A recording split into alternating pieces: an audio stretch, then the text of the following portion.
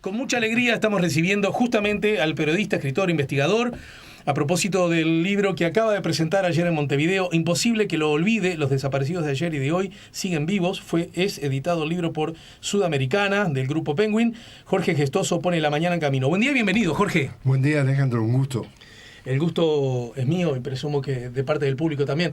Bueno, la primera cosa sobre la que me gustaría hablar, naturalmente vamos a hablar mucho del libro. Bueno, lo interesante del libro es cómo dialoga, cómo linkea, como se dice ahora, con acontecimientos que están pasando ahora, aquí, ya. Es decir, ahora aquí ya me refiero como a la región. Como la condena a Cristina. Pero es casi como si hubiera sido previsto, ¿verdad? Es una cosa, bueno, es obviamente de la lógica quien maneja la información, las tendencias, hacia dónde vamos, que uno, bueno, cuando... lo olfatea. Exacto. Y eso es un asunto que además juega a favor del libro y de la perspectiva editorial a propósito de la venta.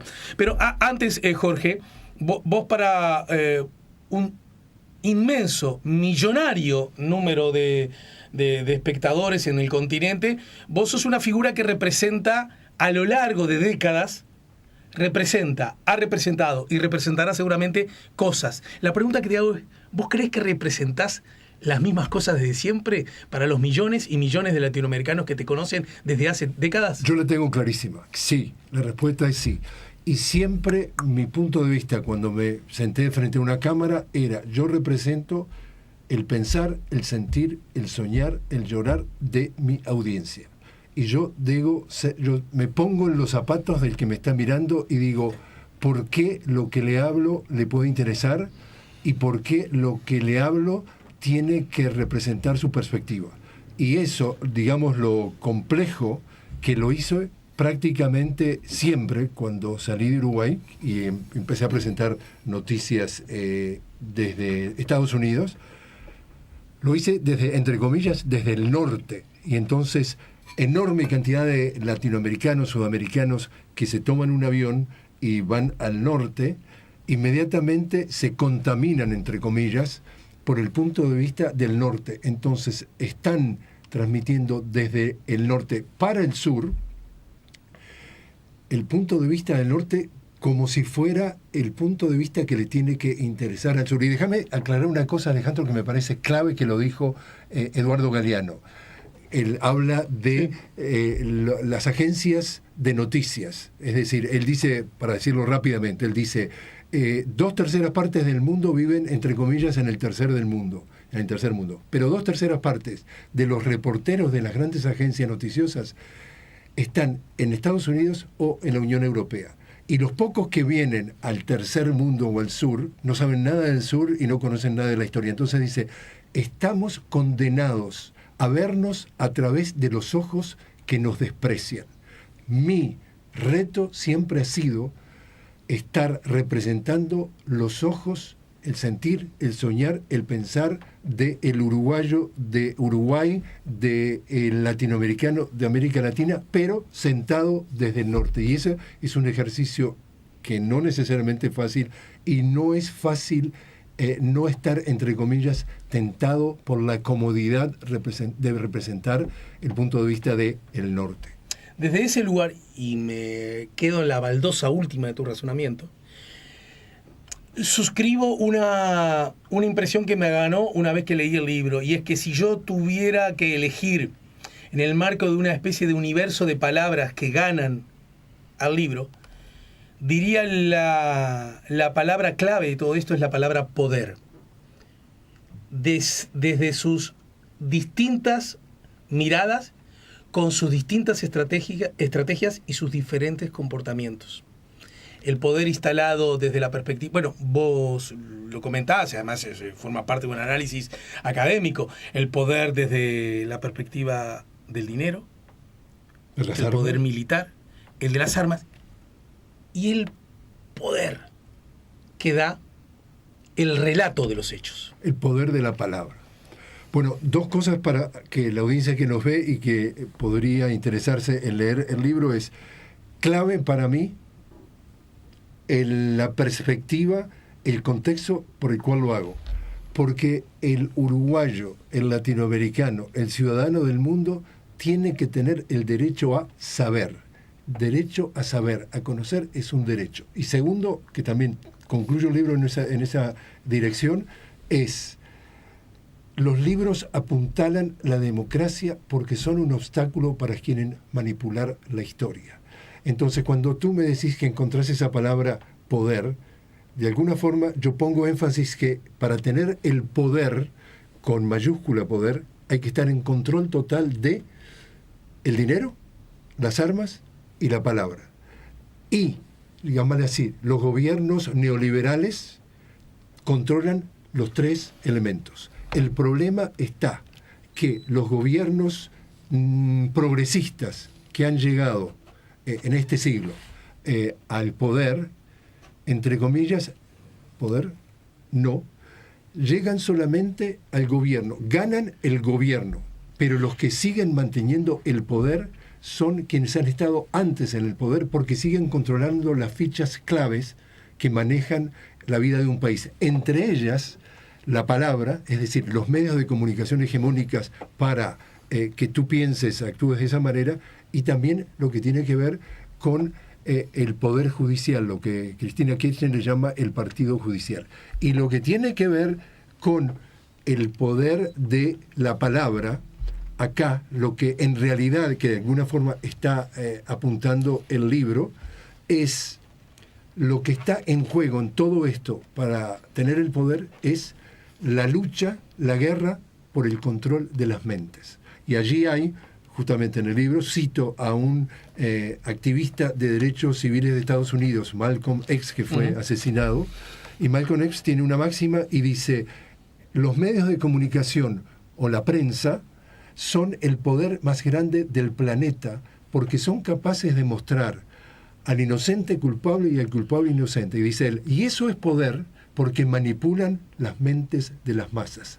¿Cuál es el mensaje del libro? El mensaje del libro es: usted tiene derecho a saber que a fines del siglo pasado y en este siglo, en nuestra América Latina, acá, de acuerdo a Rigoberta Menchú, la Premio Nobel de la Paz, hubo un genocidio. Se intentó hacer desaparecer, exterminar a un grupo de gente que los militares calificaban como opositores o subversivos. Hicieron desaparecer entre 100.000 y 200.000 personas en Centroamérica, 30.000 en Argentina, 3.000 en Chile, 300 en Uruguay, etcétera, etcétera, a través de la Operación Cóndor aquí. Y a través del poder, a través de la manipulación de los medios hegemónicos de comunicación, han hecho lo posible y lo imposible para que la memoria colectiva de este genocidio quede sepultada, quede desaparecida. Y ahí viene la gran diferencia con el pueblo judío. El pueblo judío vivió lo que se califica, y se usa la palabra, del holocausto, un genocidio. Y se encargaron de que generaciones tras generaciones eso siga siempre presente para que nunca más vuelva a pasar. Nuestra América Latina vivió un capítulo de la Guerra Fría y hoy de la guerra menos fría, pero la guerra del lawfare, en donde lo que se está tratando de hacer por el enorme desequilibrio, la enorme desigualdad entre ricos y pobres, la América Latina, la región más desigual en términos de ingresos según Naciones Unidas, es que lo que tiene que ver con ese genocidio, con ese lawfare, no aparezca en las mentes de las masas y tú vivas tranquilo de que está todo bien y quién es el bueno de la película y quién es el malo de la película de acuerdo a los grandes intereses de los grandes medios que están no al servicio del interés público, pero es un brazo armado, es un brazo comunicacional de los grandes intereses del dinero. Tengo una serie de preguntas a propósito de estos enunciados, ya voy a ir a ellos, pero antes, Jorge, quiero que el público tenga claro que Imposible que lo olvide cuenta con lo que podríamos llamar 4 distintas, que dialogan entre sí, pero 4 distintas partes, a tal punto que si uno quisiera, podría abordar cada una de ellas con cierta relativa independencia. ¿Hasta ahí estamos de acuerdo? Totalmente. Recuerdos oscuros, en donde la referencia necesariamente autobiográfica está muy plasmada, muy presente, de tu barrio del Prado, por ejemplo, y acontecimientos que viviste en dictadura. acontecimiento que buena parte del público vivió, aunque no hubiese sido, entre comillas lo digo, una víctima directa del autoritarismo. Digo directa porque víctimas éramos todos, ¿no? El solo hecho de que estuviéramos gobernados por ilegítimas autoridades ya alcanza y sobra. Después decidí salir a buscar a los desaparecidos. Acá está la peripecia de cómo el autor, periodista, investigador, por decirlo de algún modo, se encuentra con la circunstancia, que tiene un caso emblemático en particular, sobre el cual me gustaría que hicieras alguna referencia, para después hacer lo que yo llamaría un análisis más de perspectiva de comunicación, periodismo y también, ¿por qué no?, con una mirada académica de lo que podríamos llamar reflexiones políticas, de ciencia política casi histórica, a propósito del lawfare, que es el tercer capítulo que encuentra en la noticia del día de ayer como un hecho clave, y además para ir a otro, Foucault estaría muy complacido de tu trabajo, el control de la palabra, ¿verdad? A propósito del poder y cómo el poder se va ejercitando. ¿Te parece que hagamos un brevísimo repaso, lo suficientemente intenso como para que la gente conozca y lo suficientemente suave como para que la gente no deje de comprar el libro? Totalmente de acuerdo. Bueno, vayamos al primero. ¿Por qué entendiste que esos recuerdos oscuros eran como el camino iniciático para desembocar en el libro? Un uruguayo de 20 años viviendo tranquilamente en Montevideo, y resulta que un día estoy esperando el ómnibus, que justo coincide, como te digo, como vivía en el Prado a 100 metros de la residencia presidencial de Suárez y Reyes, y queda justamente esperando cruzar la calle Millán por Reyes una camioneta del ejército con la puerta de atrás abierta, y en lo que tiene que ver con el asiento de atrás, ahí va un tipo encapuchado. Y me queda como la camioneta para ahí para cruzar Millán, me queda a 2 metros, rodeado de militares armados hasta los dientes. Shock total, o sea, claro. Vos decís, y te puedo asegurar que mete miedo de ver un tipo encapuchado. Ahí empiezo a ver que había cosas que eran nuevas, que nunca habíamos conocido. Ese muchacho que vos eras no provenía de una familia particularmente vinculada al área política. Nada que ver. Una familia completamente, entre comillas, tradicional. Seguramente promedial, ¿no? Desde esa perspectiva, ¿no?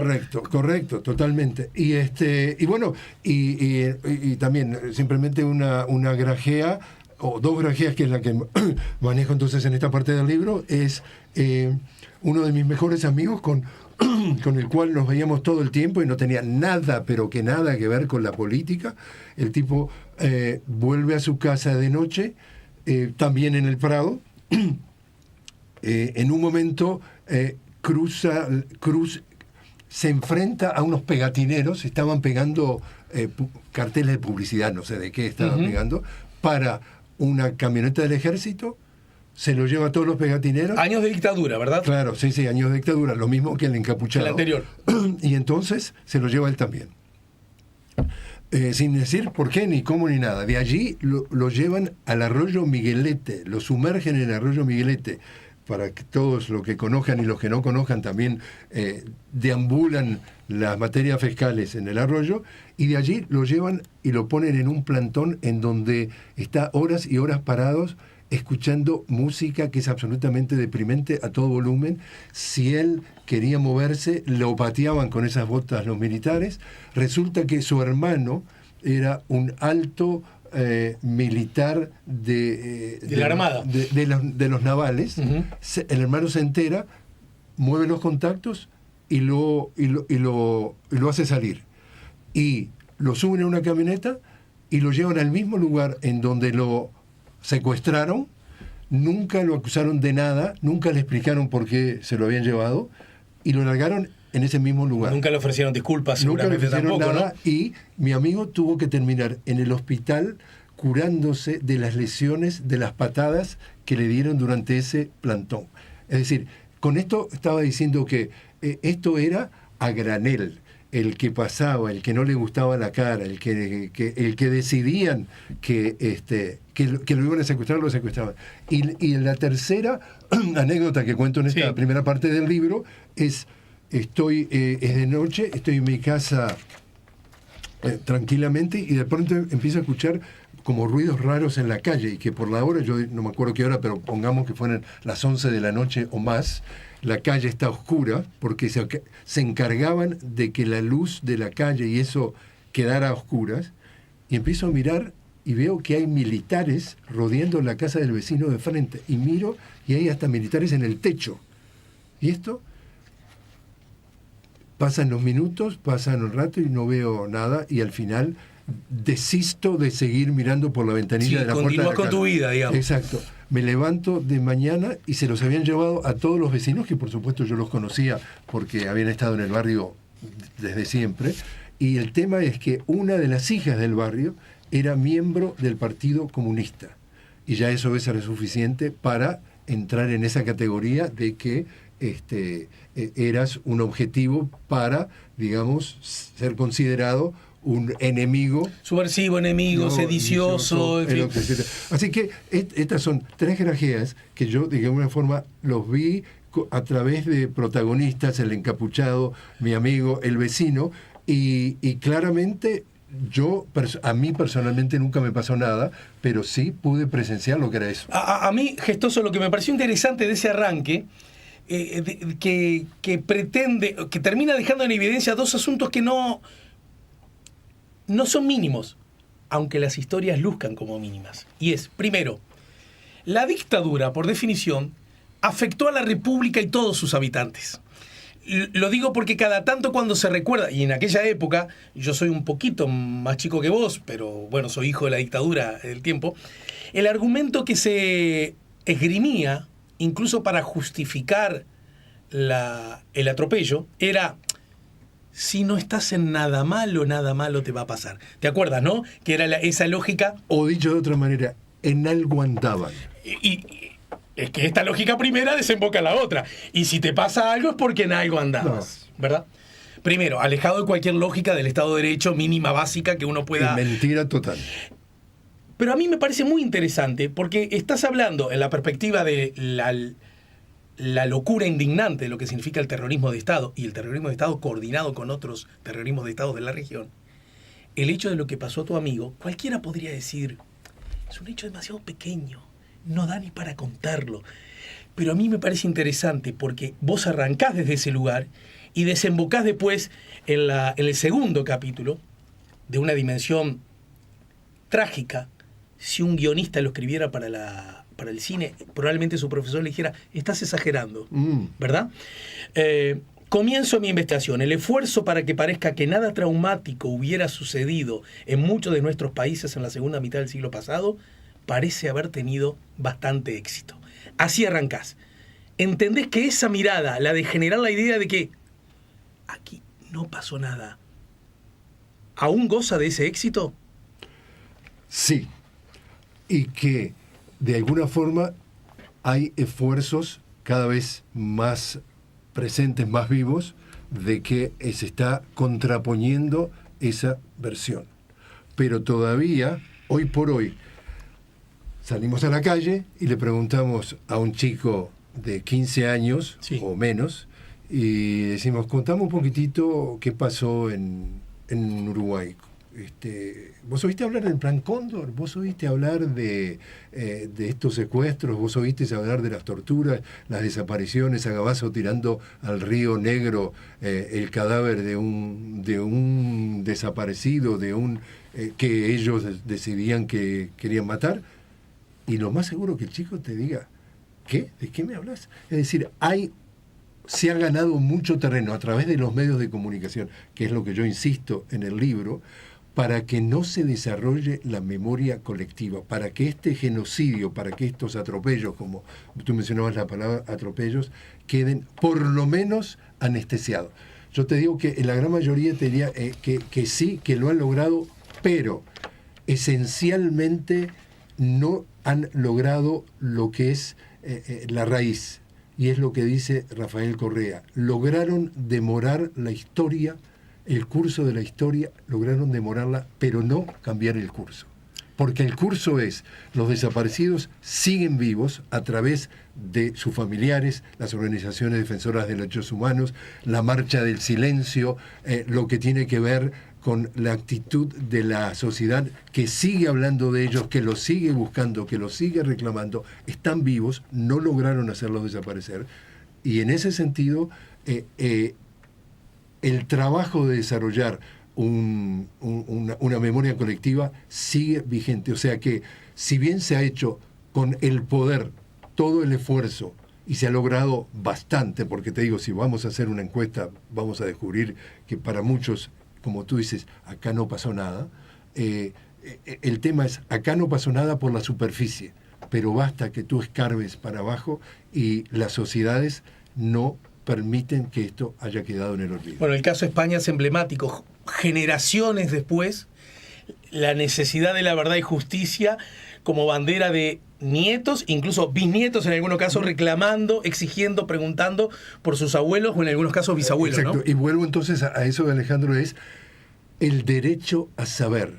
Es decir, un ciudadano tiene derecho a saber lo que pasa y lo que pasó y por qué pasó y cómo pasó. Es decir, tú no podés ocultar, no podés manipular las mentes de las masas porque tú decidís que eso el ciudadano no tiene derecho a saber. Jorge, y en ese contexto, en Uruguay, han ocurrido dos cosas grandes a propósito de este hecho. Uno, otra vez los ojos en la nuca. No se puede estar mirando siempre el pasado, es hora de mirar al porvenir. Justamente para ese muchacho de 15 años con el que te vas a encontrar apenas salgas del edificio. Es hora de dar vuelta a la página, es hora de mirar hacia adelante. Ese argumento ha sido, lo has escuchado y seguramente en buena medida ya no estabas por aquí, pero estabas muy bien informado con buenos vasos comunicantes que te informaban de eso. Ese argumento, permitime, últimamente no se escucha tanto. Porque la fuerza de los hechos es irremediable y ¿quién va a salir a sugerir que la impunidad, en forma explícita, es una buena medida? Pero ha aparecido otro argumento y es probable que haya o ocurrieron hechos desgraciados, pero fue en el marco de una lógica de guerra, en el marco donde se perdieron, cita literaria, algunos de los militares golpistas, los puntos de referencia. Y eso provoca que hubo injusticias, excesos, dolores. Pero nada de esto hubiera ocurrido si una manga de subversivos sediciosos se les hubiera ocurrido romper el orden institucional a través de las armas. En definitiva, generando la idea que en todo caso el Estado, si respondió y respondió mal, fue porque, como decíamos en el barrio, obligado cualquiera pelea. Desde esa mirada, ¿qué relato ejercés vos? ¿Qué querés? Había una guerra, macho. Se nos fue la mano. Te respondo entonces con lo que dice Malcolm X. Lo que está en juego es la manipulación de las mentes. Es decir, hacer del culpable inocente y del inocente culpable. Y entonces te venden el relato que el tipo que es un autor de crímenes de lesa humanidad es una víctima de las circunstancias, como tú decís. ¿Qué te pasa, macho? En la guerra cualquiera pelea, y si se nos fue la mano torturando y los matamos, en realidad, todo ese cuento. El tema es, no. Acá hubo una organización coordinada a salir, a eliminar, a hacer desaparecer a una categoría que los militares llamaban los subversivos, como tú le quieras llamar, tú o la gente le quiera llamar, o los opositores. Es decir, no era que vamos a agarrar a Juancito, lo vamos a llevar a un cuartel y lo vamos a hacer cantar y una vez rápido y una vez que cante ya está. No. A Juancito lo vamos a eliminar, y lo vamos a eliminar con la mente fría. Es decir, acá se practicó la tortura, había médicos asistiendo la tortura a ver hasta cuándo aguantaba un ser humano. Acá los enterraron en los cuarteles militares, acá los tiraron al Río Negro, acá el plan Zanahoria, acá, y todo eso lo ocultaron. Y lo ocultaron, fíjate que lo que tú decís es absolutamente cierto. Ahora vienen a vender este pan, y lo vienen a vender, ¿cuánto? 50 años después, ¿por qué esto no los llevó la justicia en su momento? El Estado, los uruguayos, que no podemos permitir que, si queremos ser considerados un país civilizado y soberano, estos señores salen a la calle, como te decía, y te enfrentás con un encapuchado, y hacen y deshacen. ¿Y en nombre de quién? En nombre del Estado. ¿Y quién era el Estado? Ellos. ¿Cómo es? O sea, dan un golpe de Estado, es decir, se pasan, ¿sabés por dónde? La Constitución, y empiezan ellos a decidir cómo se maneja la vida de un país, y vos te quedás de brazos cruzados, y estos señores después que cometieron estos crímenes y estos asesinatos, dicen, ¿sabes lo que? En realidad, y aparte es el cuento, ¿no? Había un enemigo interno. Sí. Y ¿sabés lo que? Ferro, ahí, en Domingo Arena, sigue sacando, como decimos en Uruguay, sigue sacando pechera y dice, ¿sabes lo que? Yo me siento orgulloso porque yo hice mi trabajo de patriota, porque yo defendí la patria de que estos señores que venían primero, antes de lanzar su guerrilla, encontraron ciertas desigualdades sociales que le daban caldo de cultivo. O sea, no se levantaron una mañana y decir, bueno, vamos a saber lo que, a tratar de cambiar el curso del país. Aquí hay toda una serie de antecedentes. O sea, comprar el argumento de que yo soy una víctima patriota y si yo no salía a matar gente a diestra y siniestra, a tomar la ley en mis propias manos, a hacer todo esto, yo con esto salvé la patria. No es así la cosa. Uh-huh. La patria se salva de otra manera, incluso tratando de evitar que quien quiera montar un movimiento guerrillero no tenga argumentos de por qué tiene que ir a recurrir a las armas para buscar una vida mejor. Bien. Desde esa perspectiva hay algo sobre lo que insistís, y es lo siguiente. Esos acontecimientos, los acontecimientos del terrorismo de Estado actuando coordinadamente a través del Plan Cóndor, por lo menos en esta región del planeta, yo puedo entender que tengan interés en que esos hechos, esos crímenes, esos delitos queden impunes. En sus diversas gamas de impunidad. Contándolo de manera distinta, sugiriendo que no fue tan así, justificándolos, porque imagínate lo que me hizo el otro, y si yo no te defiendo a vos, andas a ver cómo está, todo aquello, ¿verdad? Y en particular, procurando no ir a prisión, ¿de acuerdo? Yo puedo entender que el actor de los crímenes tenga intenciones de impunidad, pero en tu hipótesis desarrollada en el libro, tú dices que parte del sistema político, parte del sistema económico, también está interesado en que de alguna manera continúen hasta hoy desaparecidos los desaparecidos. La pregunta que te hago es, ¿cuál sería esa lógica? ¿Por qué alguien que no protagonizó el crimen propiamente dicho estaría interesado que la verdad, la justicia, de alguna manera no alcancen su plenitud? Aunque incluso tengan distancias ideológicas con aquellas personas perseguidas. Las personas perseguidas eran de muy amplia gama, ¿no es cierto? Así que, ¿cuál sería el interés? Jorge Gestoso, te pido que me lo contestes luego de esta pausa. ¿Sí? Con todo gusto. Estamos con Jorge Gestoso a propósito del libro Imposible que lo olvide. Los desaparecidos de ayer y de hoy siguen vivos. Es de Editorial Sudamericana y obviamente ya está en las librerías.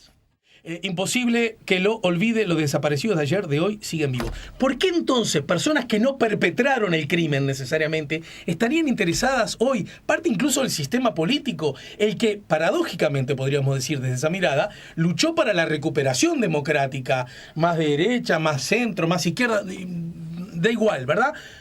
Podría estar interesado en no generar las condiciones políticas propicias para que lleguemos todos, como una necesidad republicana, a la verdad y la justicia, si no cometieron el crimen?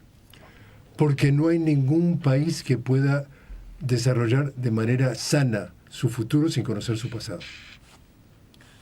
Fin de la respuesta. Sí, pero ¿por qué estarían interesados en perpetuar la impunidad? Tú dices el pacto de silencio. Claro, porque yo puedo entender que los militares o los que abrazan ese proyecto político o desde la perspectiva histórica o cometieron el delito, ni hablar. Pero da la sensación que si esta impunidad ha permanecido más o menos a lo largo del tiempo, no es solo porque los perpetradores del delito así lo quieren, sino porque los sistemas políticos no han encontrado la forma. Porque en realidad, como vuelvo a lo que decíamos antes, en realidad el poder siempre lo tuvo los gobiernos neoliberales, que en el caso de la dictadura uruguaya le pasa el poder a cuentagotas y se lo sigue supervisando a través del espionaje de Ferro y compañía en los primeros años de que, entre comillas, se recupera la democracia o el gobierno civil, pero en realidad a través de las décadas, los que siguen gobernando son los que yo te digo, los que tienen el poder, los que tienen el dinero, los que tienen el control de las armas y el control de la palabra. Y a esos lo que le interesa es que el status quo continúe. Y un pedacito de la respuesta que también es importante que quienes puedan interesarse en comprar el libro le puede interesar. En 1823 hay un presidente de los Estados Unidos que se llama James Monroe. Y James Monroe crea una doctrina en donde él dice America for the Americans. Cuando tú vivís en Estados Unidos, la manera que se define un estadounidense que vive en su país es siendo un American. Entonces, el tema es, lo que quiere decir eso es América para los estadounidenses. Es decir, lo que pasa desde el Río Negro en México hasta... ¿El patio trasero? El patio trasero de los Estados Unidos en 1823 dice que no puede ser contaminado, porque en definitiva los intereses que tienen que ese patio trasero sea, como ha pasado en África con el colonialismo europeo, de alguna forma Estados Unidos dice, esta es la región del mundo que nosotros nos interesa, entre comillas, proteger para que no se nos contamine. Y que no se nos contamine. Entonces, en esa versión de crear un relato de que se justifique, dice que no se justifique, que no se contamine de rojo. Es decir, acá la amenaza es, va a venir el comunismo, te va a meter la mano en el bolsillo, te va a sacar todo, no vas a tener derechos, todo ese cuento. Y entonces, en ese contexto, cuando ven que está la Unión Soviética, que a través de Cuba intenta exportar la revolución a América Latina, dice, me van a contaminar de rojo el patio trasero. Eso no lo puedo permitir. Apoyo gobiernos dictatoriales que montan un sistema entre sí que le llaman la Operación Cóndor, digamos, de eliminación de esta categoría, este genocidio, que son los opositores o los subversivos o los que tú le quieras llamar, porque ellos te ponen cualquier nombre, para que el patio trasero siga siendo limpio. ¿Por qué entonces hoy no les interesa no solamente a los que perpetraron los crímenes, sino al poder que esto se aclare? Porque en definitiva hay una relación directa entre los grandes intereses regionales de que el patio trasero siga no sé cómo llamarle, limpio de esa influencia. Alejado de la mala tentación. Por ahí, me encanta la idea. Y en ese sentido, eso sigue siendo un hecho clave. Y tú dices que recorrer caminos de verdad y justicia podría dejar en evidencia esa, por decirlo en el menor de los casos, complicidad indiferente, cuando no, acción directa en instalar esas dictaduras. Totalmente. Por ahí vendría por ahí vendrían los tiros. Bien, por ahí vendrían los tiros. Desde ese lugar hay un capítulo que me parece muy interesante, que es clave, que explica otro de los ingredientes del libro, que es los vuelos de la muerte. Ayer mismo, incluso en la presentación, se dio una circunstancia que me gustaría que contaras, porque había un ciudadano argentino al que se le veía conmovido, con una historia increíblemente rica, y uso la palabra rica y tengo miedo de ser frívolo, rica de riqueza, de mucha cosa, de mucha desgracia acumulada, y sin embargo uno, por lo menos en el relato, advertía como una mirada de cierta lucidez optimista futura que a mí me conmovió, porque él tiene todo para estar enojado con la vida, ¿no es cierto? ¿Te animás a contarnos un poquito esa peripecia? ¿De Mario Nimmer? Sí, exactamente. Mario Nimmer, que estuvo con nosotros en la presentación del libro ayer en Puro Verso, fue el hijo de esta señora que nosotros elegimos como libro conductor de la investigación de los desaparecidos. Sobre la que hay un... Es un documental que hicimos para CNN y que tú vas a YouTube y lo puedes ver, en donde esta señora que se llamaba María Rosa Mora, la secuestran en Buenos Aires, la torturan, después aproximadamente, al principio de la dictadura argentina, pasan 2 semanas, la suben a un avión, en lo que le llamaban los vuelos de la muerte, los atontaban con pentotal, como cuando te van a operar, le ataron una plomada con una cuerda al tobillo, y viva la tiraron desde un avión al mar. En este caso, el libro de Silingo ilustra mucho acerca de esta... El capitán Silingo, Adolfo Silingo, participó en 3 vuelos y le confiesa a Horacio Verbitsky, un investigador argentino, los detalles del vuelo porque la conciencia no le permitía seguirlo anotando. Entonces, digamos, para tratar de resumir, digamos, el grado de perversidad, esta es la versión de la cámara de gas de los nazis practicado por los argentinos. Por lo menos tiraron unas 5.000 personas al mar vivas. Los chilenos también tiraron otros. Pero ¿cómo lo hacían? El día anterior a lo que le llamaban el vuelo, los juntaban a quienes al día siguiente los iban a llevar al vuelo.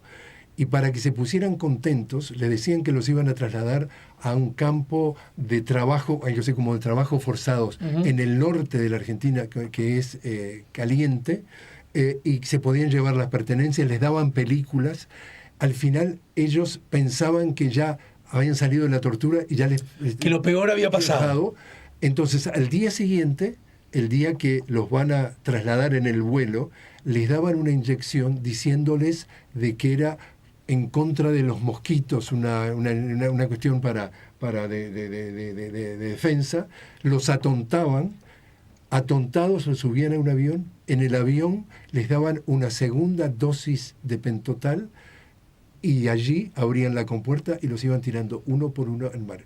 Y lo hacían 2 veces por semana, miércoles y sábado. La doble desaparecida, como le llamamos nosotros a María Rosa Mora, la tiraron un sábado y un domingo los pescadores uruguayos alrededor del Banco Arquímedes la encuentran flotando desnuda con claros síntomas de violencia interna y externa y la cuerda rota sobre el tobillo que se había zafado. Claro. Y por eso posiblemente... El plan salió mal. Salió mal, exacto. Recordemos que son los que vos y yo recordamos, de vos muchacho y yo chiquilín, los coreanos que aparecían en las costas nuestras, ¿no? Ahí está, justamente para la audiencia que no está familiarizado con esto. Te levanto el centro para que lo cuentes. Exacto. El tema es que cuando tú tiras al mar a un ser humano, y empiezan a pasar las horas, se empieza a deformar físicamente el cuerpo.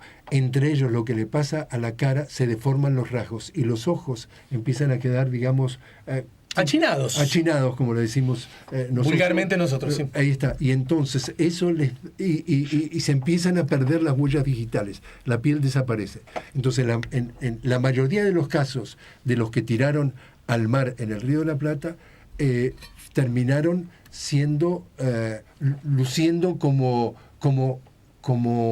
asiáticos. Entonces, la versión de la prensa, que era el brazo del poder que no quería informar, sino que quería seguir ocultando esto, vendía al público uruguayo que vivía, y argentino también, en esos momentos hubo un barco asiático en donde hubo una pelea entre ellos y se mataron y tiraron los cuerpos a el mar. Uh-huh. Y entonces acá no pasó nada. Acá me interesa que seas preciso para con todos nosotros, porque alguien podría decir, llama al ingenuo, no, a lo mejor incluso algún periodista de la época que trabajara en el Diario de la Noche, ¿te acordás del Diario de la Noche, no?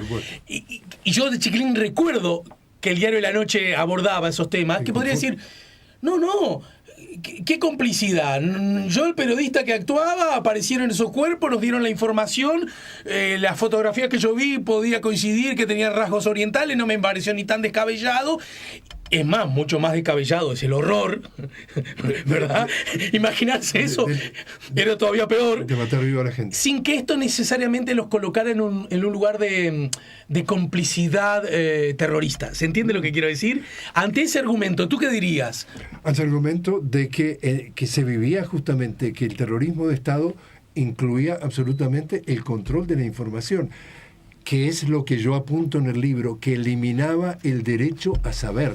El periodista posiblemente ese día, a esa hora, no podía contar con elementos para poder suponer todo lo que estaba detrás. Lo único que sí, había un indicio bastante relativo, que entre comillas, al coreano con ojos achinados, estaba vestido con ropas argentinas, claro, con etiquetas que decía hecho en Argentina. En uno de ellos fue no solamente María Rosa Mora, que estaba intacta y por eso la pudieron reconocer, sino un chico de 14 años que se llamaba Florial Avellaneda, que tenía un tatuaje. Entonces ya los coreanos achinados no tenían el tatuaje de Florial. Y aparecía Florial y al lado de Florial, a unos pocos metros, flotando al mismo tiempo, estaban otros. Entonces, sí, si querés compro el cuento de que eran los coreanos que se habían peleado, pero de repente había algún dato que por lo menos me podía generar la sospecha de que podría haber otra cosa detrás. ¿Cuál empieza a ser la peripecia de ese cuerpo que es encontrado por esos pescadores y que desemboca en que empiece desde ese lugar décadas después con esta investigación audiovisual? María Rosa Mora aparece desnuda flotando en las aguas del Río de la Plata, como te digo, con un pedazo de cuerda atada al tobillo. La llevan entonces al muelle Regules del puerto de Montevideo, llaman a la prefectura a que tome casos en el asunto. En vez de la policía es la prefectura la que tiene el dominio. La prefectura llama al juez, el juez es Milton Cairoli, no se presenta para detectar datos del cuerpo porque mostraba clarísimos signos de tortura, no se presenta, y Cairoli, que eso es una falta, y Cairoli la manda a enterrar en el cementerio del norte como un NN. En el cementerio del norte está 2 años y 3 meses en un tubular, como en general es el trato que se le da a estos NN, y a los 2 años y 3 meses al desaparecer, al no aparecer nadie a reclamarla, la creman y pasa al cenizario colectivo. Nosotros, cuando empezamos a saber de estas fotos, que un empleado de la prefectura se llevó, porque quedó absolutamente choqueado de estos cuerpos que aparecían flotando, se lleva a Ámsterdam a vivir, nosotros lo contactamos, nos muestran la foto de esta mujer y nosotros dijimos, vamos a tratar de saber quién es. Por las fechas logro llegar al municipio y entiendo, porque los diarios decían que habían enterrado a una mujer que era un NN y del grupo y aparece y dice el celular, el tubular, etcétera, etcétera. Y entonces ya empiezo a saber dónde estaba María Rosa Mora. Había terminado en el cementerio del norte, pero yo no sabía quién era. Obvio. Y los argentinos, como le habían tomado las huellas digitales, la Interpol, se los mandan a la Interpol Argentina, la Interpol Argentina le identifica y saben la cédula de identidad de quién es. La familia es informada de que apareció muerta, pero no saben dónde. Está muerta. No le dicen nada. Y no saben nada más. A través del Servicio de Antropología Forense de la Argentina, lo contactamos y le dijimos que nosotros teníamos el dato dónde había terminado la doble desaparecida. Y queríamos comunicarle eso a la familia. Ellos contactan al abogado, el abogado contacta a la familia de alguna forma acepta que se ponga en contacto con nosotros. Y yo levanto el teléfono y 25 años después le cuento a la madre y al hijo dónde había terminado la doble desaparecida. El hijo cuenta, de pronto me llama Jorge Gestoso, el que conozco de la televisión de la CNN, que lo conocemos todos, para decirme que... Entonces 25 años después van al cementerio del norte a hacerle el funeral. Es decir, es dramático. Y de alguna forma eso le llevó calma, le pudo poner a la madre punto final. Ella decía, ya sé cómo terminaron sus días, ya está, y se murió 2 meses después. Y el hijo le permitió también entender un poco cómo terminó la historia de su padre, de su madre. Sí, entendido. Ayer lo contó y fue muy, muy conmovedor. Sobre esto podríamos hablar toda una nueva vida, ¿no es cierto? Pero pasemos al otro, ¿te parece? Sí. No porque no tenga más ganas ni nuevas preguntas que hacer, sino porque te tenés que volver a tu patria. Bueno, a tu país. Tu patria sigue siendo esta, supongo. Tu patria es el planeta. No, mi patria es mi querido Uruguay. Estás viviendo en Francia hoy día, ¿no es cierto? Es correcto. Bien. Vayamos al otro, que es el Lawfare, que además me parece... Sí. Y ya te libero, sé que estás... Tranquilo. El Lawfare, que además se encuentra, desde esa perspectiva, un episodio para vos, indudablemente, que forma parte del Lawfare, que es lo que ayer le ocurrió a la expresidenta Cristina Fernández de Fernández, Kirchner. ¿no es cierto? Primero, ¿por qué llamarle Lawfare a la indagatoria judicial que en un Estado de Derecho comprueba crímenes, delitos, fallas a una mujer muy vinculada al poder y que por esa misma razón no solo no debería estar exonerada de la investigación, sino todo lo contrario, hasta como modo ejemplificante republicano, ser más transparente y más investigada que cualquier ciudadano? ¿No es acaso el resultado de que el sistema funciona si alguien haciendo uso del poder se desborda, la mano de la ley inexorablemente te alcanza? ¿Por qué no sería ese un caso de estos, el de Cristina? Como tu trabajo es hacer tu trabajo, en esa pregunta está contenida cualquier cantidad de suposiciones para manipular la mente de las masas. Pero te cuento un poquitito. Lo que estoy haciendo es una pregunta, ¿verdad? Lo que estás haciendo es tu trabajo y me parece estupendo y me encanta y te admiro y sigue, por favor no cambies. El tema es, en la tercera parte del libro que yo le dedico al Lawfare, explico la historia del Lawfare, que empieza incluso con los chinos. Y entonces es, para cambiar la guerra y ya no utilizar las armas, vamos a utilizar una nueva forma de la guerra, y es la guerra psicológica, la guerra emocional y la guerra también jurídica. O sea, el viejo estilo de los golpes de Estado militares que encarcelaban, eso ya no corre más. Ya no corre más. Entonces ahora vamos a practicar esta nueva guerra. ¿Por qué lawfare? Porque law quiere decir ley y fair quiere decir guerra. Es la guerra a través de la, entre comillas, ley. Para practicar el lawfare tengo que tocar 3 partes de esta historia. Emocionalmente llevar al control de las mentes de las masas a que la persona es un enemigo. Es lo que tú decías en tu pregunta. El fulano hay que descalificarlo, hay que plantearlo como un corrupto, hay que plantearlo como un enemigo de la patria, hay que plantearlo como un ladrón, hay que plantearlo, ensuciarlo, enlodarlo a todo nivel para que primero descalificar su imagen, como decía el Papa Jorge Bergoglio, practicar la cropofilia. Uh-huh. A partir de eso, ya entonces largar la campaña de los medios de comunicación para que esa retórica se repita.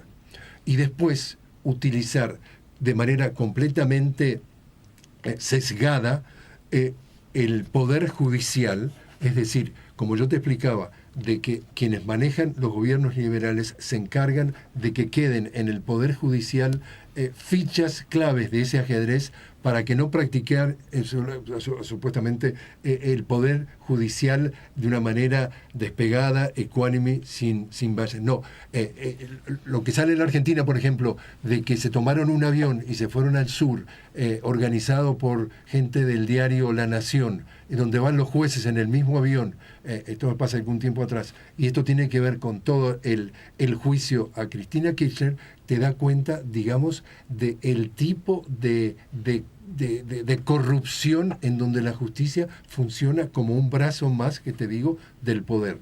Entonces, de esa forma, te van llevando a que tú, el control de las masas, a ver quién es el bueno de la película. El culpable pasa a ser inocente porque porque Lula es un corrupto, porque Cristina es un corrupto, porque Correa lo acusan de influjo psíquico y es un corrupto y maneja una red criminal, y tú estás convencido, el ciudadano de a pie, ese señor que salimos a la calle y hablamos, que como tienen la fuerza de los medios de comunicación, las cosas son como te las pintan los medios de comunicación, porque tienen el poder, el control de la palabra, que es lo que yo digo en este cuarto capítulo del libro. Y entonces, de esa manera, hacen desaparecer de la vida política a quienes le estorban el poder. ¿Por qué? Porque estos 7 presidentes que yo entrevisto en este capítulo del libro, que son los 7 presidentes que derrocaron, 5 a través del lawfare y 2 a través de golpe de Estado. En el caso de que los que entrevisté a Lula, a Dilma, a Cristina, a Zelaya en Honduras, a Correa en el Ecuador y a Lugo en Paraguay. ¿Y Evo? Evo, gracias, en Bolivia, explican cómo manejaron el sacarlos de circulación. El tema es, esos 7 presidentes en tiempo récord sacaron a 70 millones de personas de la pobreza, a 30 millones de la pobreza extrema. Educación, calidad de vida en educación, mejoraron la educación, mejoraron la salud, mejoraron la vivienda. Plantearon que había una alternativa más allá de que el gobierno neoliberal y al poder no le interesa que se desarrolle, que se consolide una alternativa. Lo que queremos es que el status quo continúe. Hoy a Cristina le mandaron, o mejor dicho ayer, le mandaron entonces otro misil del lawfare, y le pasó a Lula, que después que lo tuvieron 540 días presos, primero, el juez que lo pone, Sergio Moro, 3 meses después llega al poder Bolsonaro y lo nombra ministro de Justicia. Bueno, ese juez, todos los cargos que le pusieron a Lula finalmente fueron eliminados. Quiere decir que te pudrieron la cabeza que Lula era un corrupto y que era un gran favor, un gran servicio que hacía Bolsonaro, meterlo preso, y lo único que hicieron era sacarlo de circulación, hacerlo desaparecer. Lo que estoy contando en mi libro, que los quisieron hacer desaparecer también a estos 7 presidentes, y sin embargo siguen vivitos y coleando y son parte central de la vida política de cada uno de esos países. Es decir, bueno, en 20 días Lula se pone la banda presidencial, ¿no? Ese es el mejor ejemplo de cómo le salió el tiro por la culata. Entonces le salió el tiro por la culata de los desaparecidos de ayer, porque la sociedad civil, los familiares, la marcha del silencio, sigue buscando la verdad, la justicia, lo que pasó, y a los desaparecidos, estos progresistas, gobiernos progresistas, gobernantes progresistas, los quisieron desaparecer hace un tiempo, y sin embargo siguen estando presentes y claves en la vida política de nuestra región. Desde tu perspectiva, entonces, no existe la menor duda, para decirlo en términos que lo entienda mi tío abuelo, ya no vive, pero lo sigo evocando. Cristina, en este caso, es víctima. Toda moneda tiene 2 caras. Entonces, lo que yo sí digo es el derecho a saber. El derecho a saber hay que darle exactamente el mismo tiempo en lo que tiene que ver con los canales, con los diarios, con las radios, con las redes sociales, a lo que vende el aparato del lawfare, a lo que dice Cristina en su defensa. Cuando vos te dejas bombardear por un aparato en donde el complejo del diario La Nación y el diario Clarín en Argentina, grupos económicos fortísimos, todo hace indicar que hay una cooptación del Poder Judicial en donde los jueces están absolutamente cercanos, tú tenés el derecho a saber bajo qué circunstancias han acusado a esta señora, qué argumenta la señora, y realmente cuando vos tenés todos los elementos, es decir, a ver, ¿quién es el que me está diciendo qué? Pero no compres, porque ese es nuestro deber como ciudadanos, claro, el derecho a saber, no compres, no te dejes manipular por eso de que busca, como dice el caso de Malcolm X, que el culpable sea el inocente y el inocente el culpable, y te quedas a vivir. Si tuviera entonces que resumir, tú no me estás diciendo acá, no tendrías tanto poder, y me imagino tanta soberbia para decir, no, Cristina es absolutamente inocente. Lo que tú estás diciendo no me alcanza que los grandes medios digan que es culpable. Exactamente. Y además, si yo me monto en el caballo de la manipulación de los medios hegemónicos, yo soy un pobre individuo, un pobre ciudadano que no hago mis deberes. Mis deberes es, yo me tengo que levantar todos los días para hacer un Uruguay mejor, para mí, para mis hijos. ¿Por aquello de que los ricos votan todos los días? Porque los ricos todos los días y los pobres votan cada 4, 5 o 6 años, porque en definitiva yo tengo que cumplir la responsabilidad de ser un ciudadano. Y ser un ciudadano significa participar activamente en la vida del país todos los días, no dejar que otros decidan por ti y no dejar que te manipulen de brazo cruzado. Desde esa perspectiva, y ya casi en el final, te lo vengo prometiendo hace rato, mi credibilidad en ese aspecto es muy flaca. Te pregunto, el gobernante, el hacedor de la cosa pública, y mucho más, aquel que tiene como objetivo esto, sacar en el continente más desigual del planeta, sacar a millones de la pobreza, cada uno a su escala, ¿no es cierto? Y por lo tanto contribuir, esta es mi mirada, a una forma de verdadera y mejor democracia. No hay democracia si a la fiesta de la vida muchos están afuera, ¿no es cierto? Desde ese lugar, ese gobernante, el que tiene esa mirada política, ideológica, ética, no debería ser, Jorge Gestoso, más que cualquiera, particularmente cauto y precavido en su conducta y en su accionar. Quiero decir, generar el menor mínimo de grietas ni señales que puedan ser utilizadas justamente para las herramientas de la política de, en este caso, el lawfare. Te lo pregunto de otra manera y termino aquí para que... José Mujica, después uno simpatizará. Es bravo que a José Mujica algún día le caiga un lawfare diciéndole: ladrón, corrupto, chorro, mirá toda la guita que tenés, mirá cómo contabas la plata, no la contabas, la pesabas en bolsas, etcétera. Porque el tipo está ahí, lo vemos, lo conocemos, deja la imagen de una austeridad horizontal irreprochable. No estoy con esto diciendo que sea buen gobernante por eso, pero ese costado es muy débil para que los hacedores del lawfare lo puedan utilizar. Ahora, si vos acumulás riqueza por aquí, si te vuelves cada día más rico, si mandas señales confusas, ¿no propiciás ese tipo de políticas, Jorge? Para entrar en la política, tenés que negociar. Tenés que negociar con el poder, tenés que negociar con el dinero y tenés que negociar con las armas.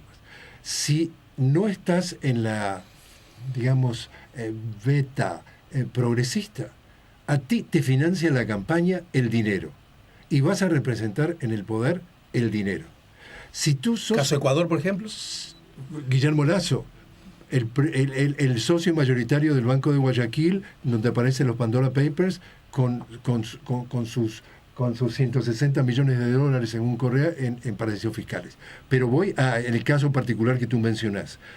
Si tú representas los intereses del neoliberalismo, a ti te financia en tu campaña el dinero. Si tú, llamarle así, vas con una agenda progresista, el poder, el dinero, te va a manejar entre qué carriles te vas a poder manejar. Vas a tener que negociar. Tú no vas a poder cambiar el mundo de la noche a la mañana porque te dejan adentro del sistema político las fichas claves para que te tengan con riendas cortas. Entonces, se llame el Pepe Mujica, se llame el que tú quieras llamar, el hombre pasa la puerta, que fue elegido por el pueblo, pasa la puerta y tiene que negociar con el poder. Y no necesariamente por el hecho de que viva en la chacra de una manera austera, el Pepe Mujica, como cualquiera, para poder sobrevivir los años que tuvo, como dicen en la changa que agarró, tuvo que negociar, y tuvo que negociar con los militares, con soluciones imperfectas. Uh-huh. Y no hay otra forma. Bueno, en la democracia hay que negociar con todas las partes de la sociedad, pero lo que te quiero decir es que los gobiernos que pretenden poner una calidad de vida mejor, sí, reciben claramente o un tirón de orejas o un freno, como les pasa a estos 7 presidentes que yo entrevisté en mi libro, y le dicen: no, ¿sabes lo que? Te pasaste de la raya. O sea, te dejo ir, pero hasta ahí nomás. Correcto, absolutamente. Sí, ahora sí. Admito que fuiste muy amable conmigo en el tiempo, pero quiero que quede claro que me quedan muchas más preguntas por hacer. ¿De acuerdo? Ameritará nuevos encuentros, ¿por qué no? ¿Por qué no? Y aparte ameritará la idea de que nuestro público realmente se interese por ese libro, ya te digo, por dos que más claro, por el derecho a saber, porque aquí está la otra cara de la moneda que no se contó en Uruguay y está muy bien especificado en datos biográficos y datos de investigación, y por otro lado, para que no se deje que el relato de la historia sea manipulada. El libro te ayuda a eso. El control de la palabra es el último, y sobre eso te pregunto, los medios de comunicación a la vieja usanza es inevitable el poder que han acumulado. Sin embargo, hace rato que ha surgido un nuevo actor, que son las redes sociales. Algunos dicen fragilizando el poder de los medios tradicionales. Entonces, si nos quejamos mucho de los medios tradicionales, ¿no estaríamos como cometiendo una queja trasnochada, casi vieja, sin sentido? Es un nuevo capítulo. También hay denuncias que buena parte de las redes sociales están controladas por los grandes grupos o están muy influidas por los grandes grupos mediáticos, así que es una buena oportunidad para que no se tape el sol con la mano tanto como antes a través de los medios, la pluralidad de mensajes, pero también es una guerra por el control de las mentes. Jorge Gestoso, gracias por tu tiempo. Alejandro, gracias por tu tiempo y ya te digo, una invitación a todos los lectores uruguayos a que esto les pueda ayudar a clarificar lo que se vivió en nuestro país y en nuestra región al finales del siglo pasado y lo que se está viviendo hasta el día de hoy. Viviste en Uruguay, en Estados Unidos y en Francia. Uruguay y Estados Unidos ya no están en el Mundial. ¿Francia es tu candidato entonces hoy día? No. Mi candidato es Brasil. Sostengo que la final es Brasil y Francia. Me va a encantar que ganen los dos porque Francia tiene un cuadro espectacular, pero mi corazoncito está en Latinoamérica. Guayo que sí.